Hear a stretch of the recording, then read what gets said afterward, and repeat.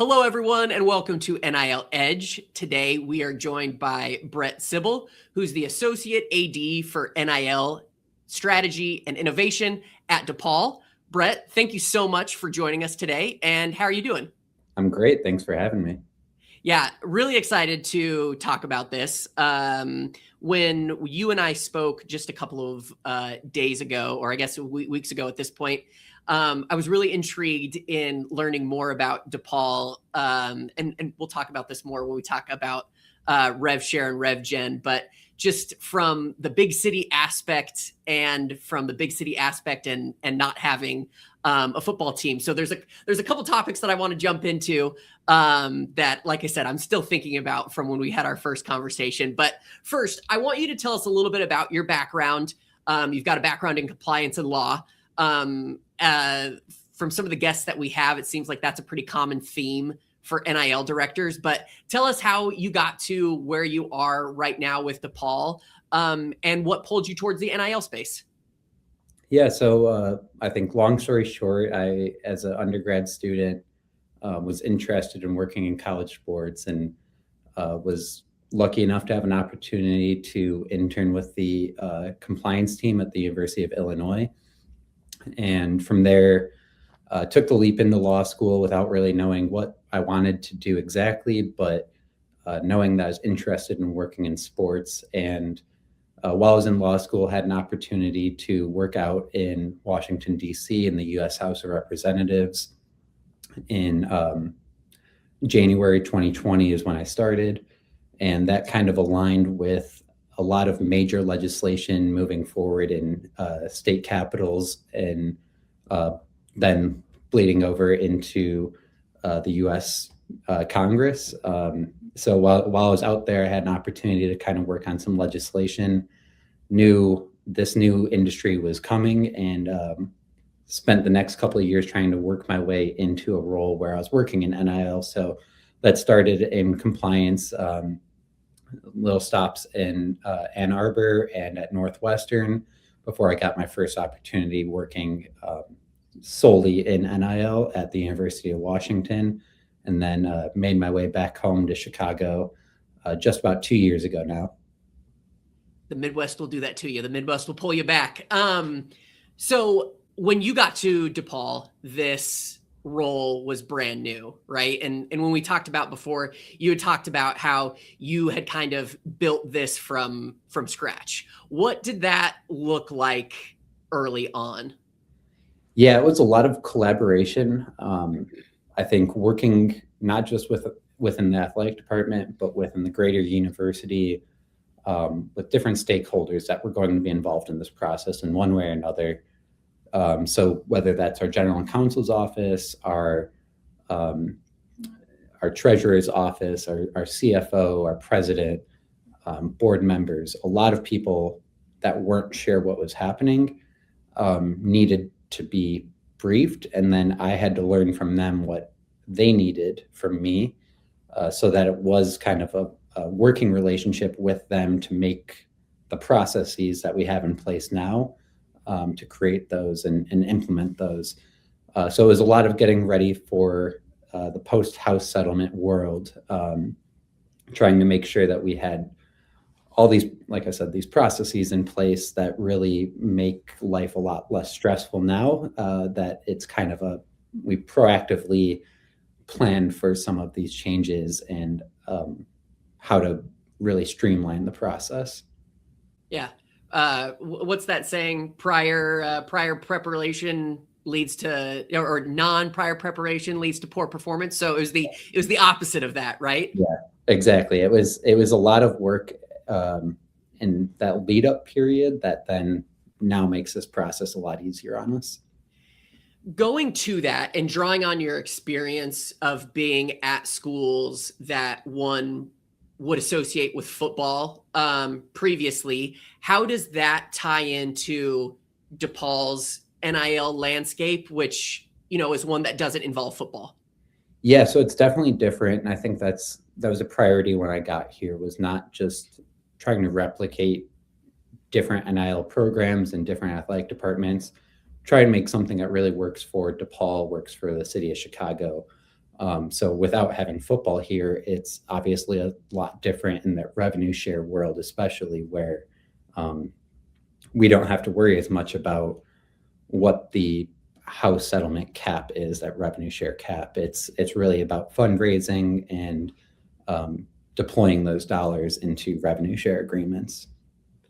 And that was kind of the part that when we talked, I walked away and I texted my dad about it and I was like, hey, I was talking to somebody for the show about this. This is what they said. Like, can you believe it? Cause I was just, I hadn't thought about it before and it was mind blowing. So how does that play in to an advantage for DePaul when you guys are planning for NIL? Yeah, I think one thing we've noticed, particularly this recent portal cycle, is schools that are attempting to go above that cap are using MMR partners and brand deals to kind of bolster their revenue share budget. And so for us, our revenue share budget is strictly revenue share. We're not tying them into MMR deals. So I think athletes really appreciate, one, the fact that they know they're getting their money, where it's coming from, all of that in the contract. But I think it's also an advantage for us because we're not sending them out to go do other tasks or brand deals in order to receive their revenue share money. So all of their brand deals that they're getting are essentially on top of their revenue share agreements. So it's a little easier for them to get the money just because it's a revenue share agreement strictly. And then anything that they earn on top of that is extra money in their pockets. Well, and right now with the CSC, the MMRs and their involvement is a hot topic in the streets, right? And from a legal background, you're probably especially interested in that as well, correct? Yeah, I think more just from the personal aspect of trying to understand the landscape more broadly, but thankfully it doesn't have much of an impact on us here at DePaul. So it does get to be something that we're just keeping an eye on rather than having to adjust what we're doing because of what's happening with the CSC and with NIL Go. Yeah. Okay. So going to what you talked about with transfer portal time, right? When the portal was open, when you are talking to student athletes or these other teams or the GMs for these other programs that you work with are talking to athletes from Power 4 conference schools or schools that have football, how do you explain the reality of different NIL evaluations without like having to throw numbers out? Yeah, I think it's hard. The market changes every year. What the going rate is for a player one year versus the next year might be drastically different. So I think we're constantly evaluating the market through the agents that we're working with, other coaching staffs, understanding what budgets are looking like. But then again, like I mentioned earlier, the process we have here at DePaul is strictly revenue share. So some of those agents are occasionally worried about whether or not their athlete's actually going to receive the money that they've been told they would get, just because of how things are kind of up in the air with those MMR partners that are involved in a lot of these negotiations with athletes. So for us, it does just keep that process very straightforward. It's not being complicated by MMR partners or collectives or anything of that nature. It's really straightforward for us. The valuation process, though, is kind of an ongoing project every single year in off season. Essentially, you're a team of one, right? How do you balance everything day to day? There are probably some days where nothing is the same, and that might continue. But how do you balance all of your responsibilities day to day? Yeah, I think prioritization is critical in this world. A lot of what I do, I think, is a lot more of like a triage of this needs to be taken care of immediately. And then take some of the other time when those immediate issues aren't put in front of me, take some more time for long-term planning. What else could we be doing? But I think it goes back to what I was saying earlier about building the systems that we have. Yeah. I think it does streamline this process. It makes it so that we're not reacting to what's happening. It's we have these systems in place that allow us to move forward quickly when there's someone in the transfer portal that we're trying to recruit and get them here on campus. So I think it's that cross-campus collaboration and really relying on some of our partners here in the athletic department, our MMR team, our marketing team, our content creation team. They're all very important in the NIL space, even though their role isn't in NIL. So although it is a team of one, I think relying on my colleagues, both in the athletic department and at the university more broadly, has been crucial to managing this as a team of one. But I also think it's something that I've learned now is it comes and goes in cycles, what my priorities are. Obviously, with the transfer portal, the retention period, the recruiting new athletes, that's the priority at that point. But when we get later in the summer or when athletes start getting back to campus, then you can work more on the brand development side, merchandising opportunities, different opportunities like that. I want to go back to a point that you mentioned, and it goes back to what we were talking about at the beginning. So when you first got here, it was like, okay, we're setting everything up for when post house happens, right? And you said that, now you have this channel of working with different departments, so everything goes smoothly and everything can go quickly as possible. How did you guys build that? What went into that to making sure that now when the switch was turned on, it was like, okay, we're ready to go, and we don't everyone knows their roles and responsibilities? Yeah, so I've never worked at a school that has something like this, but here at DePaul, we have a team, they're called the Office of Continuous Improvement. And it's really one of the most interesting things that I've seen since working here. But essentially they meet with people all over the university for all sorts of different systems and processes to kind of create a flow chart of who's responsible for what, at what time, what the order of operations are. And so they, just by meeting with me, learning a little bit about what we were doing, other stakeholders, what they were doing, they helped us create this flow chart and these processes that are really efficient. They make sure that everyone that's involved has their opportunity to be involved and get their voice heard. So I think that was really important for us, working with that OCI team to create these flowcharts and understand what everyone's role is. And it just helped make everything efficient and streamlined. That sounds like the house settlement is the OCI's Super Bowl, right? Yeah. Is that something how early did you guys start talking about the house settlement? Pretty much as soon as I started working here. So about 2 years ago. So it's really spent a full year basically of planning for it, assuming that the settlement was going to be approved and all of that. But it was pretty quickly once I got here. At the time, it was working with collectives, and that was not something that OCI was super involved with. So it wasn't the most process-oriented system that we had. So we wanted to make sure that while we transitioned out of that collective era into the post-house era, we wanted to make sure that all of that was in place. Okay. I want to go back to talking about non-football, right? And especially how it relates to rev share. And one of the things that you mentioned, you were like, well, yeah, just because we don't have a football program doesn't mean that basketball gets $20 million. Right. How do you explain that more accurately to people, whether it be fans or administrators or even coaches and general managers of teams?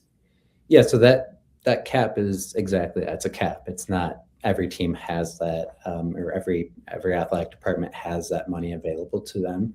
So for us, really, revenue share is something it's open to every sports program here at DePaul. It's just a matter of how does that work into your overall budget, and is allocating some money to revenue share going to hurt the student athlete experience, whether that means travel or support staff or meals or different things that athletes do receive as part of that student athlete experience. Would we take some money out of that to allocate to revenue share? I think broadly that hasn't been the case, that we aren't leaning into revenue share on all sports. But it is something that's available to them. The coaches know that it's a resource. It's really more of a fundraising and budget management question for them. With the basketball programs, these are programs that use general managers, right? So how do you interact with the GMs when it comes to them bringing in transfers and things like that? And then what responsibilities stay with them? And then what responsibilities do you take care of from like a legal and an administrative standpoint? Right. So our GMs, they're coaches by nature. They've been involved in college basketball for a long time. So their role still focuses primarily on scouting and roster evaluation, recruiting strategy, all the things about what makes the roster management. My role, the baton gets passed to me when it comes time to work out the contract, structure the deal, the administration of payments, and back to just understanding what the environment is, what tools could our staff have that might help them, what are some innovative ways to approach the contract to make sure it works with that particular athlete, but making sure that we could stay flexible to, ideally, my role is not ever going to be a roadblock to getting an athlete here on campus. So we want to give them all the tools and resources to make sure that they can work within their budget to get the athletes that they want here, and then leave all the boring legal work to me. Do you think that the GM model will be more common across not just college basketball, but other athletic programs? Yeah, I think we've seen it not just in basketball, but obviously football, and I think I've seen a few other sports starting to hire GM in Olympic sports. So I think it is something that it's beneficial. There's a reason that professional leagues have operated with a head coach and a GM who have separate and distinct roles. Coaching is a full-time job, and being a GM is a full-time job. So being able to straddle that is really difficult, especially head coaches, I think, that are taking on the challenge themselves. They have so many other roles outside of coaching that they're responsible for, that it really, to understand this full environment, I think you need to be knee deep in it and really understand what's going on across the industry, building those relationships with agents and athletes and all of that. I think it's been really good for us to have those GMs, and it just kind of separates those responsibilities a little bit and gives them more of a defined role. One thing that I wanted to hear from you in more detail on is the partnership that DePaul recently announced with Jabba, which focuses on athlete brand development. Can you tell us a little bit more about that partnership, and then what the impetus behind the partnership was, and what problems you were looking to solve by partnering with Jabba? Yeah, I think something I've learned over the past couple of years in this NIL space is that athletes, this not a surprise, but athletes are extremely busy. They have to balance their academics, their athletics, their social life, their family life, all of that. And I think when I got into it, I made the assumption that being an influencer was an easy job. I've since learned that being an influencer is a very legitimate job that takes a lot of time and effort and thought put into what they're doing. And so athletes didn't really have the time necessary to become influencers in the sense that, they're posting daily on social media and they have social media strategies. And so that was the issue that I noticed in the brand development space and why some athletes weren't interested in getting brand deals. So I met Jordan Rooney, co-founder over at Jabba, and I've talked with him for the past several years, and he's really been taking advantage of the new AI industry and how AI could help athletes in brand development. So each athlete here at DePaul will get a Jabba profile that will give them access to analytics. It'll give them access to kind of brand coach in a way that tells them what type of content they could be making, what captions they could use, what the best time to post on social media would be based on their profile and their followers. But it also connects them, with brands by saying your personal brand fits in with this company's brand strategy. And so we think you would be a good fit there. It'll help them craft outreach to that company, pitch ideas that aren't just, hey, I want an NIL deal. It might be something more specific that says, I see you're launching this new product and I've, been a big fan of your restaurant or whatever the case may be for years. And so a lot of times those small, mid-sized businesses, particularly here in the city, that's a good way to introduce them, even though that might not have been on that company's radar for a marketing opportunity. And so it's really a way just to take some of the pressure and help manage the time that athletes are spending to build their brand by making it a little more efficient, giving them ideas that are personalized to them. I think, we talked about it a couple of weeks ago, but my role here, I've had kind of more of an open door policy with athletes. If you're interested in NIL, I'm not going to make someone that's not interested in social media come learn about social media. But if they're interested, they could come to me.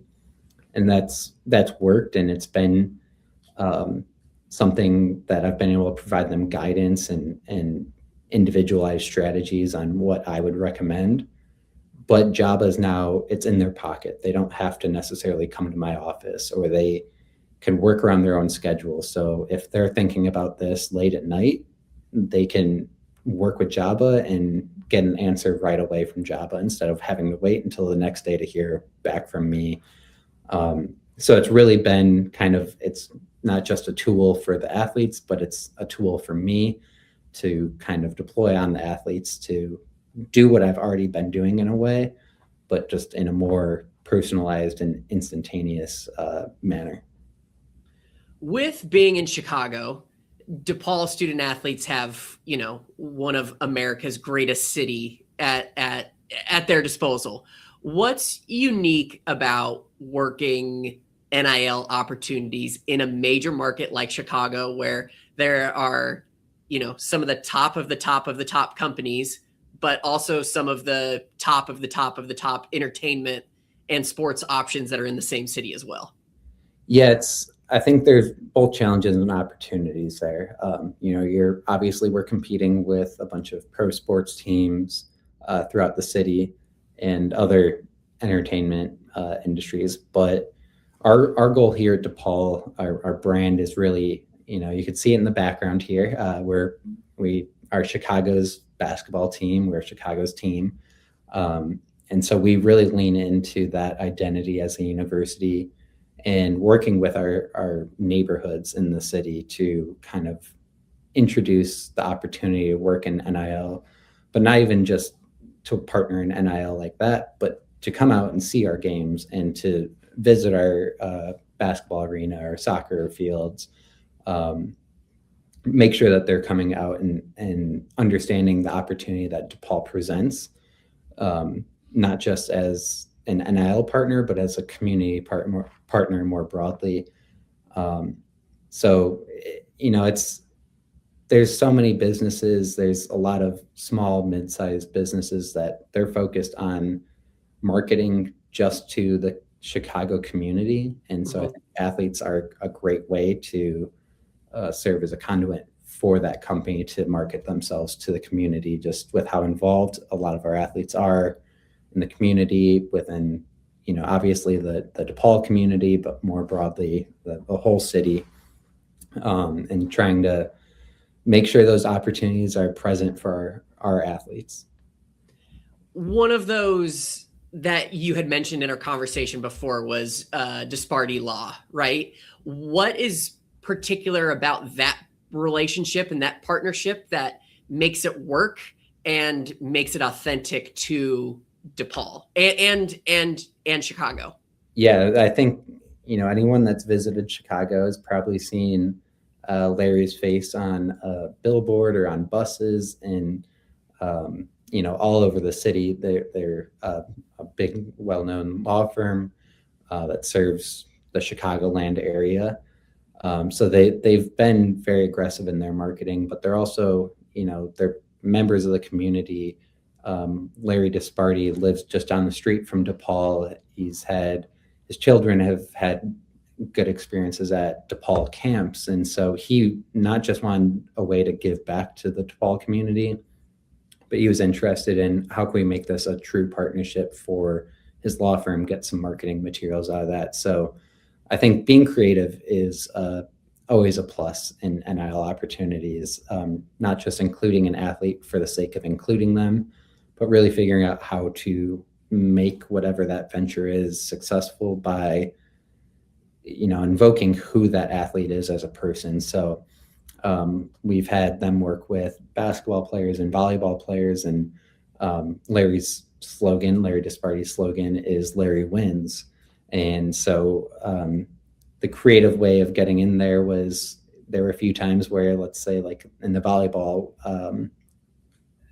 commercial, he got out there and tried spiking the ball and spiked it right into the net. And our athletes came up and taught him how to hit the ball, and ended with Larry spiking it and fitting right into their motto of Larry Wins, both on the court and in the courtroom. And so it really fit with what their marketing strategy was. I think sometimes brands try to force an NIL opportunity without really putting that thought into it.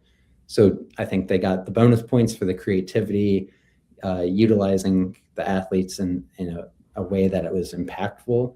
And, I think Larry was a good sport by spiking it into the net on purpose, so that we could get that footage. But I just want it to be known, Larry could have made it over the net on his first try if he wanted to. We'll make sure that's known. And send it to him too, just so he knows. Last couple of questions here. What do you think people outside of athletic departments misunderstand most about NIL?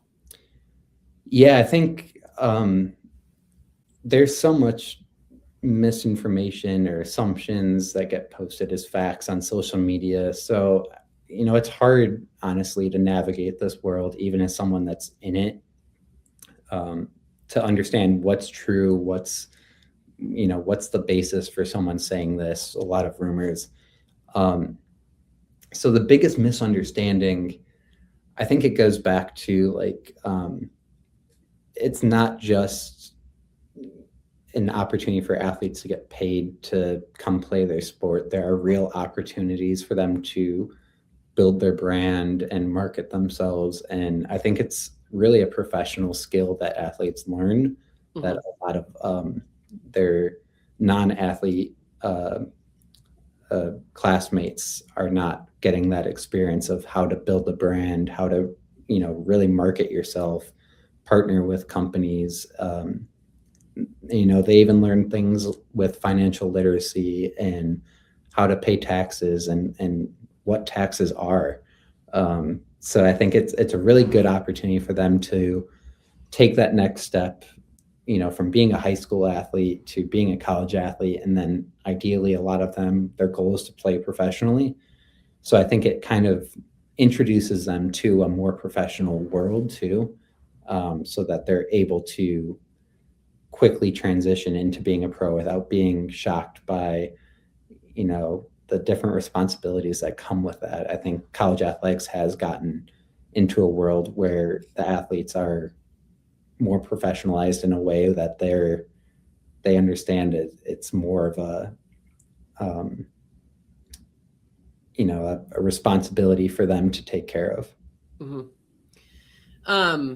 Last question here. This is something that we ask everyone. So if I were to come and visit and you take me out for a meal, where are you taking me to get the most authentic DePaul, Chicago experience? Ooh, you know, I think the first one that comes to my mind is obviously Portillo's. If you Yes. you have not been to Chicago and you have not had an Italian beef or a Chicago hot dog, I think that's, you know, stop number one. But I think Chicago is one of the best food cities in the country. And so we have really whatever you're in the mood for. I think there is something that is going to be very good here in Chicago. So it's the perks of living in Chicago. Take advantage of it. I'm born and raised in the Chicagoland area. So Chicago hot dog is one of my my food groups on the food pyramid. I love it. They actually just opened a Portillo's up the street from me here where I live in Texas. So I think I'm gonna head up that way for lunch and get myself a chocolate cake shake. Chocolate cake shake, a big beef, and a Chicago hot dog. It's on. It's on. Awesome. Thank you so much for joining us, Brett. And let's go Demons. Awesome. Appreciate it.